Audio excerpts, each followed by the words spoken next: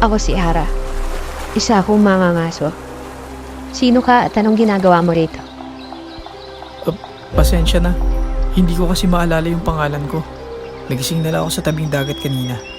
Walang maalala. Hulaan ko. Paborito mo ang lugar na to, ano? Gaano ka nakatagal sa lugar na to? Mula pagkabata? Ano nangyayari? Lumilindol? Imposible.